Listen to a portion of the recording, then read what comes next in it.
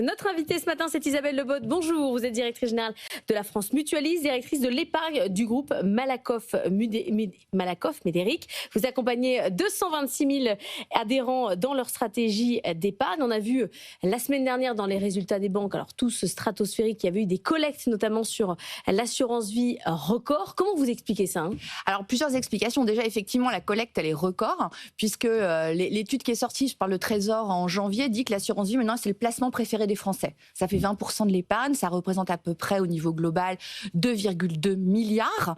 Donc c'est conséquent, sachant que donc c'est 20%, le livret A, c'est 15%. Donc il y a plusieurs explications. La première, c'est que, et là ça sort d'une étude d'un baromètre qu'on a sorti la semaine dernière, 90% des Français considèrent qu'il faut épargner, même ceux qui ont des petits revenus, et 67% des Français disent qu'il faut épargner pour la retraite. Donc je pense qu'on bénéficie de plusieurs choses.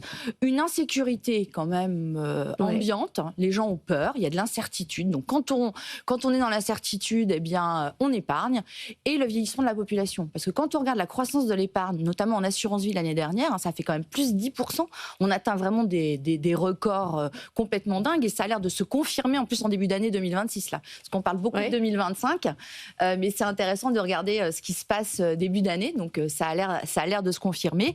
Et du coup, effectivement, les gens sont dans l'angoisse. Et effectivement, on a eu aussi une recrudescence sur le fonds euro parce que le livret A, alors ça a été reconfirmé en début d'année, il diminue à 1,5 et l'année dernière, le livret A a versé en moyenne 2,16. Donc c'est en dessous de la moyenne des fonds euros qui ont été, je crois qu'aujourd'hui, on est à 2,65. Ouais, c'est ça. Vous arrivez à donner une performance au-dessus. Oui.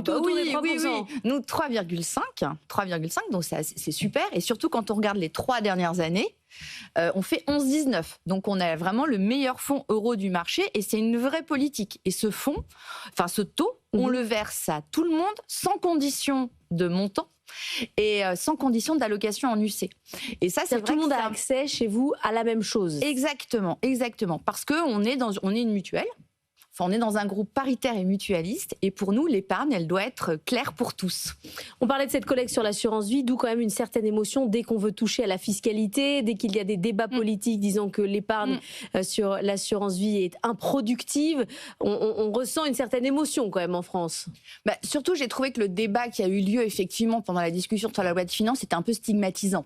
On a présenté l'assurance vie comme un espèce de coffre-fort et je trouve que c'est même traiter finalement l'épargne longue des Français avec mépris.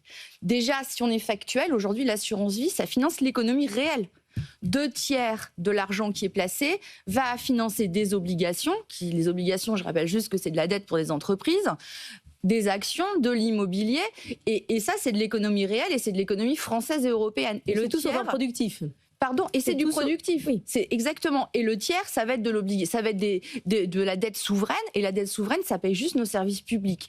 Donc arrêtons de dire que prévoir, c'est un luxe. Et surtout, je vais vous dire, moi, je suis dirigeante d'une mutuelle d'épargne et on voit derrière l'épargne, il y a des histoires de gens, en fait. C'est la retraite d'un ingénieur, c'est souvent du renoncement, c'est souvent des efforts. Donc, arrêtons de faire de l'épargne quelque chose, de mépriser finalement et d'en faire un élément caricatural. Vous êtes très investi sur les questions d'ESG, d'actifs durables, 23% d'actifs durables dans vos fonds euros. Pourtant, on voit là de la décollecte sur les fonds ESG. Selon les derniers chiffres de Morningstar, les fonds ESG ont essuyé 84 milliards de dollars de sorties nettes l'an dernier. C'est la première année de décollecte. Est-ce que ça vous inquiète? Est-ce que vous avez l'impression, vous, d'être dans un autre courant?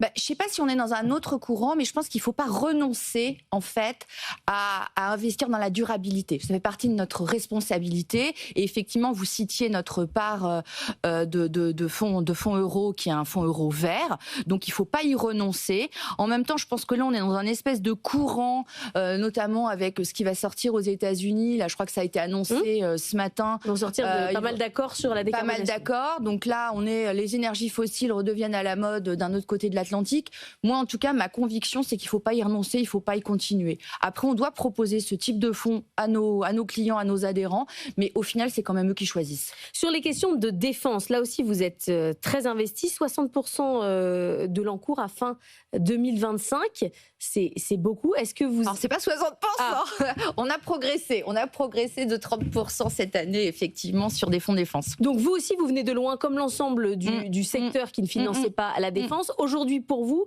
c'est devenu une priorité, un financement comme un autre. Ça s'est normalisé?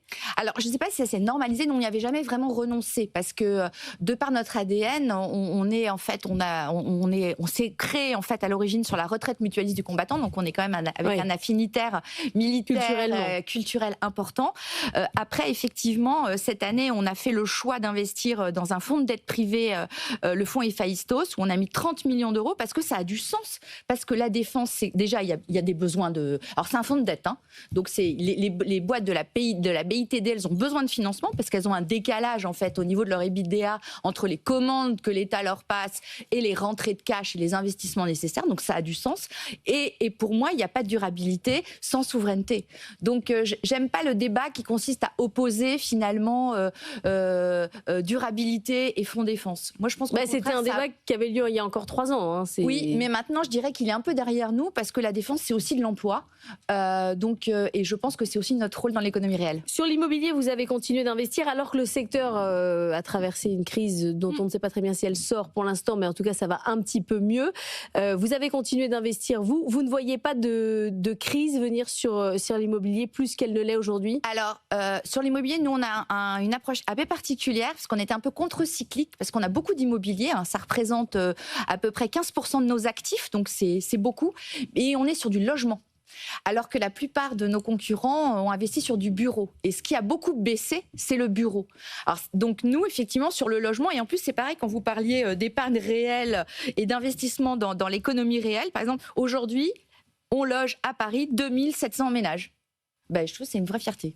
Vous avez lancé une plateforme d'éducation financière à destination de qui? De tout le monde, et notamment des femmes.